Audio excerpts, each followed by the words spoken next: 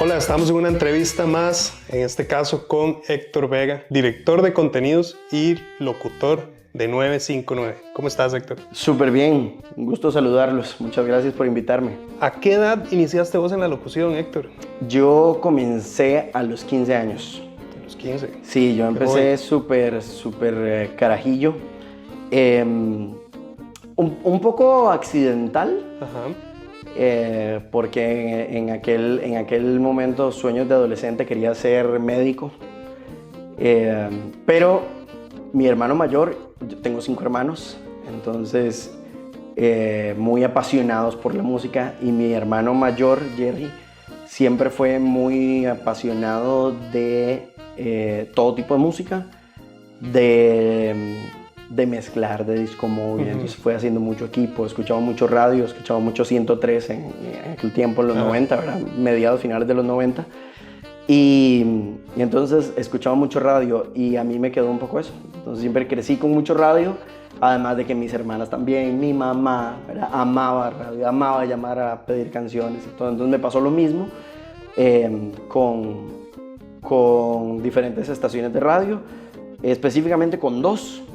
Y eso es vacilón, por las vueltas de la vida. Con 979 Conexión en aquel tiempo, y con Jair Cruz y Victoria Fuentes en la extinta Los 40 Principales. Ajá. Que era como se definía por completo en aquel tiempo.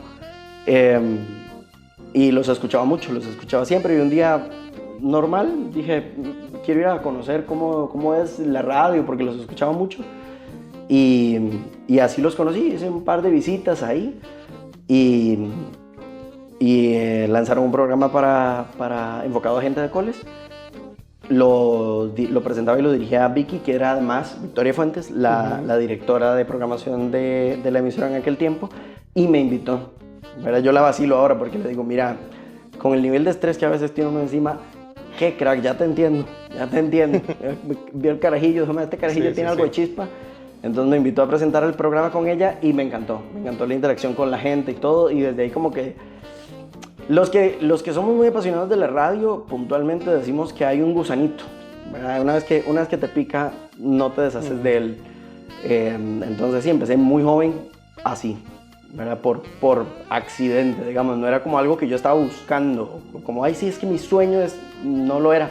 Solo me gustaba como consumidor, consecuencia de que era algo aprendido, algo de familia. Todo el mundo escuchaba radio, ¿verdad? Aparte, tenía un licuado de gustos y de géneros, ¿verdad? Mi hermano mayor, que escuchaba un poco de todo, pero principalmente música electrónica, todos sus derivados a la fecha. Otro hermano que le gustaba más lo latino y más lo urbano en aquel tiempo. Otro hermano que era más el pop en inglés. Mi hermana, que era más música latina, salsa y todo esto. La otra, música romántica. Y mi mamá, que pasa...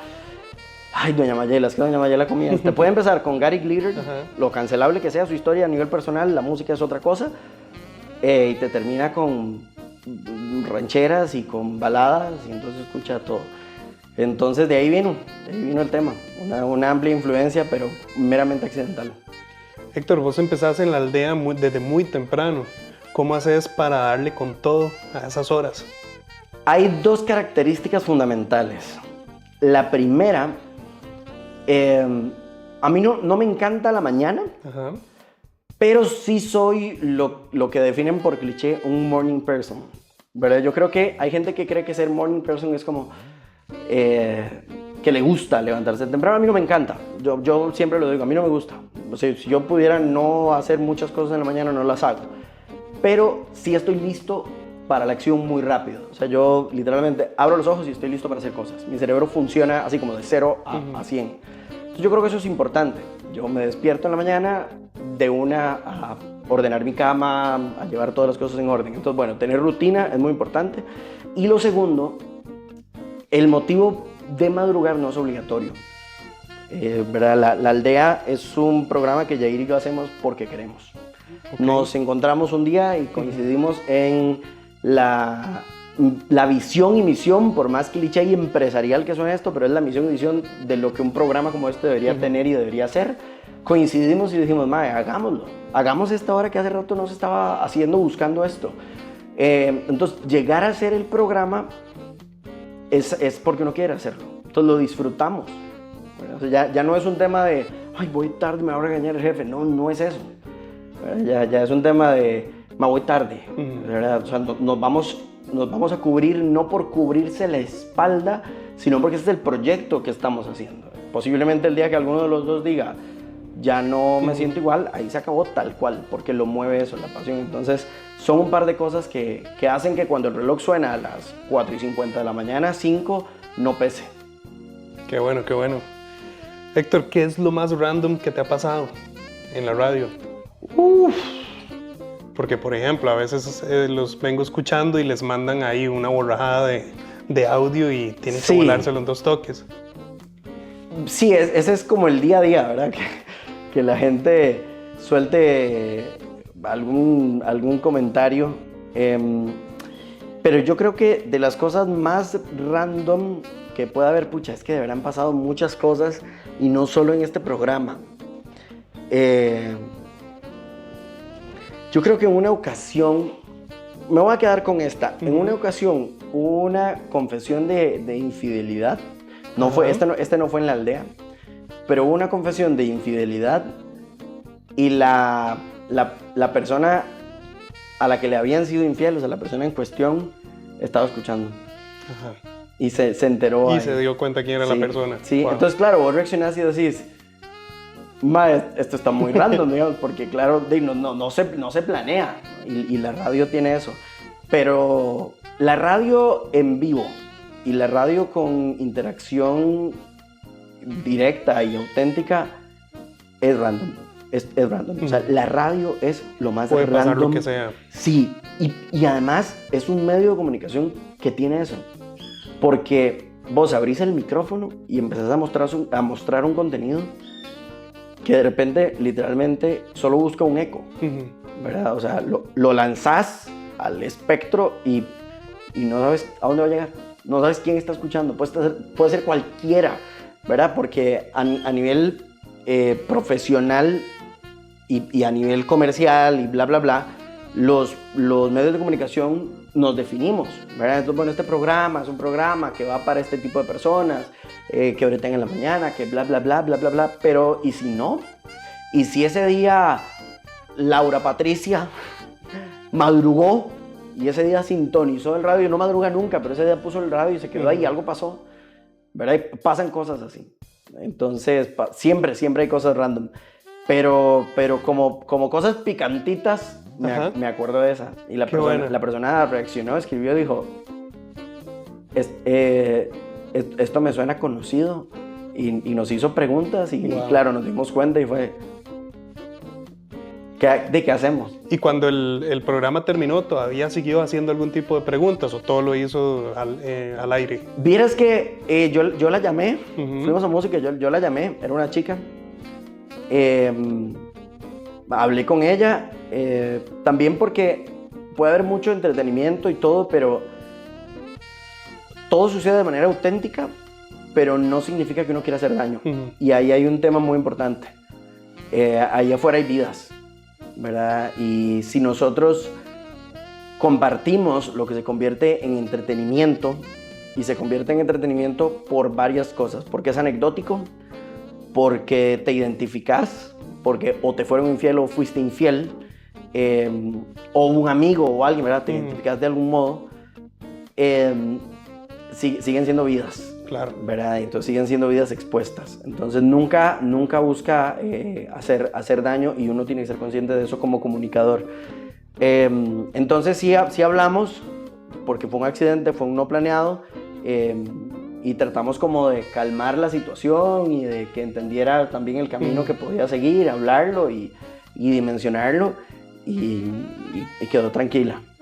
Pero sí se acabó esa relación. Claro, buena historia, sí. Sí, eso pasó una vez. Mandaría huevo. ¿Verdad? Héctor, vos llevas el hilo conductor. ¿Cómo haces para jalarles el mecate ahí a Boris o también a Yair?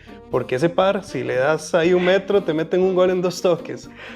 Es vacilón porque sigue siendo un juego de roles. Son personalidades distintas, todas. Por ejemplo, un Adrián Granados, que son este tipo de roles, ¿verdad? Un Boris Sosa. La persona que se siente hacer el rol del showman, que es tal cual como va, lo tiene muy claro. Y si es un profesional ejerciendo este trabajo, lo va a tener claro. Cuando hay personalidades como la mía que juegan mejor en el rol de moderador, es muy vacilón, porque además yo soy moderador y también provocador, de algún modo. Sí, ¿verdad? sí, sí. Entonces yo así como pongo límites, también provoco. También pone ahí la pelota, claro, que pique. que nos llevan al límite. Entonces, lo primero que creo que pesa ahí es que ellos son muy profesionales y saben hasta dónde llegar. Que todo show, nosotros siempre lo destacamos y siempre lo decimos, porque el jingle, por ejemplo, de La Aldea dice: con Héctor y Yair todo es show. ¿Verdad? Y yo se los digo una y otra vez, yo siempre se los digo.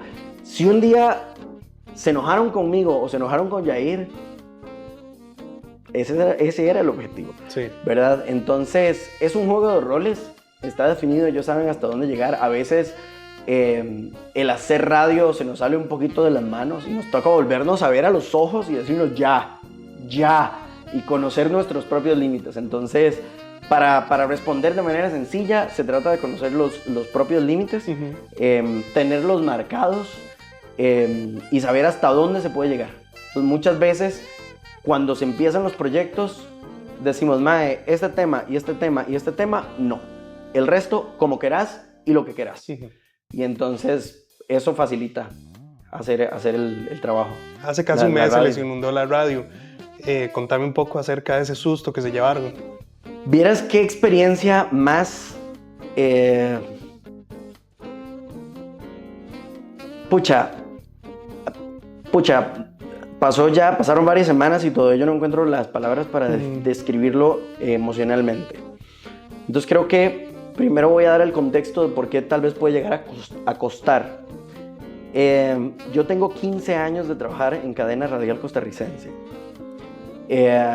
Las dos emisoras con las que crecí, lo decía ahora, fue 979 Conexión y la difunta Los 40 Principales con aquel elenco. Entonces,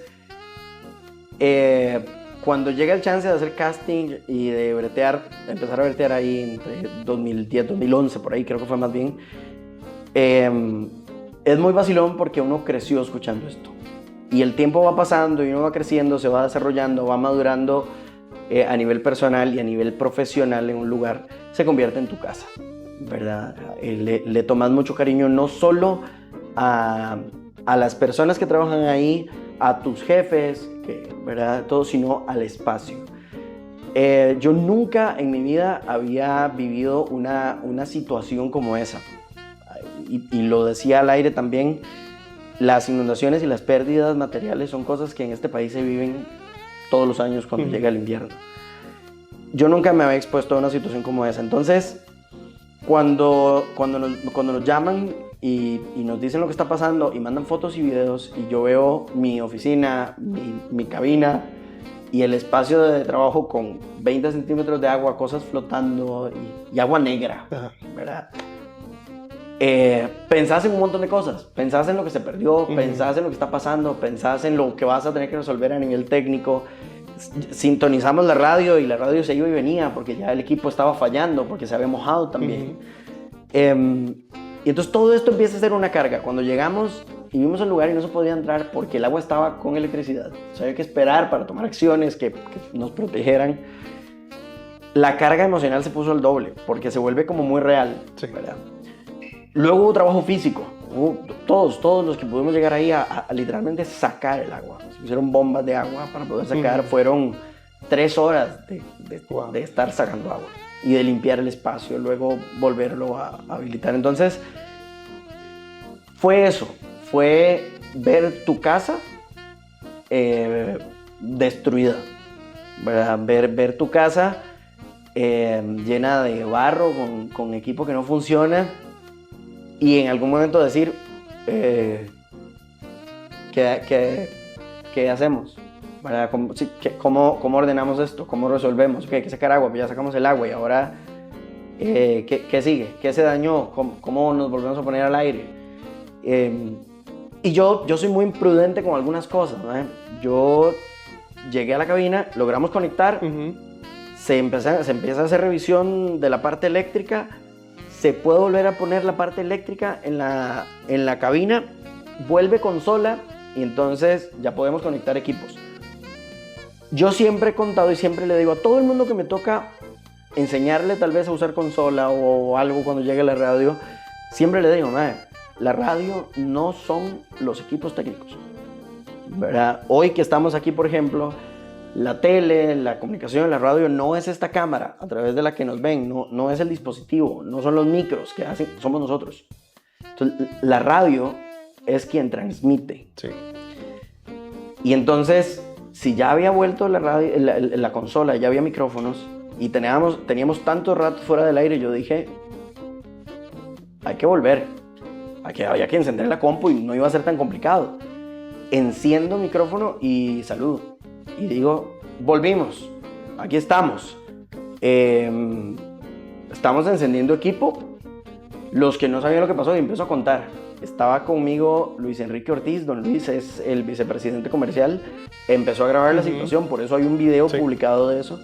Él empezó a grabarlo y el equipo no responde.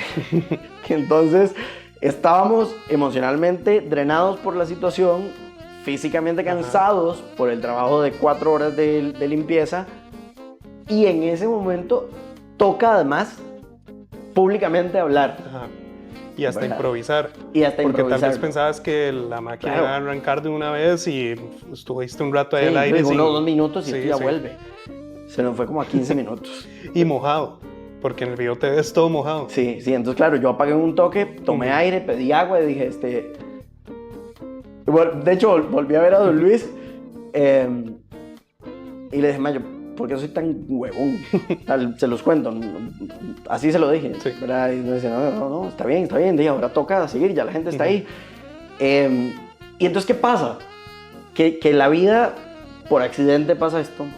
Uno ya de por sí es un apasionado y la vida te pone enfrente una bofetada que no esperas. Y empiezan a entrar audios de WhatsApp. Y la gente nos empieza a decir, llevaba manejando todo este rato y no me atreví a cambiar el radio porque estaba esperando que volvieran. Porque no es la música, es la compañía, es lo que ustedes hacen aquí. Y entonces imagínate, emocionalmente el impacto que fue eso. Entonces, y hasta vos ahí improvisando, agarras el celular y lo pegas al micro para escuchar los audios de la gente. WhatsApp de la gente. Y a ciegas también. Sí, porque es 959 Conexión tiene una comunidad maravillosa. Algunos se resienten conmigo todo el tiempo, ¿verdad? Porque ahí toca explicar los límites que hay, ¿verdad? Y yo se los digo siempre, una cosa es la libertad y otra el libertinaje. Lecciones de la mamá que uno cuando es adulto entiende, ¿verdad? Pero a uno es el que le toca responder a los lineamientos empresariales. Pero dichosamente tenemos una comunidad que nos permite hacer eso, darle play a un audio sin mayor miedo de que haya una animalada, como decimos uno ahí. Entonces fue una situación muy tensa, fue una situación emocionalmente difícil por eso, porque fue ver tu casa destruida, ¿verdad? Y querer que se restableciera. Fue tanto que nosotros nos fuimos de ahí como a las 11 de la noche y cuando salimos la limpieza había quedado tal vez a un 85-90%. O sea, al domingo, día siguiente, volvimos a terminar detalles ya de profundidad, porque nosotros la meta era, necesitamos volver aquí el lunes y que esto pueda seguir trabajando, porque si no esto es muy cargado emocionalmente. Pero bueno, gracias a compañeros de la radio, a todos los que pudimos llegar, amigos y familiares que pusieron manos, se logró y fue un trabajo muy intenso. Y que además no fue un accidente, que eso también es muy importante decirlo. Esto no fue un accidente de la naturaleza, esto fue un error de planificación de la obra que se está haciendo justo en la ampliación de ese carril, ¿verdad? Entonces no es como que esto fue un accidente o que o que fue un defecto del edificio, no. Esto fue un accidente por mala planificación ante la obra que se está haciendo ahí, y que eso también hay que decirlo. Claro, totalmente. Porque es como pasó. O sea, si se hubiera hecho... Y así pasa en muchos lados. Claro, y si se hubiera hecho lo que ahorita se está haciendo, entonces no pasa. Porque ahorita sí hay una barrera que evita que eso suceda, pero bueno. Ya pasó el susto. Sí. Héctor, muchas gracias por recibirnos en este rato, por hablar. También agradecer a Josefino, Casa del Parque, y los invito a que sigan las redes sociales de OPA, las redes sociales de 959 Conexión, donde ahí les están haciendo muy buen contenido, al igual que nosotros. Chao.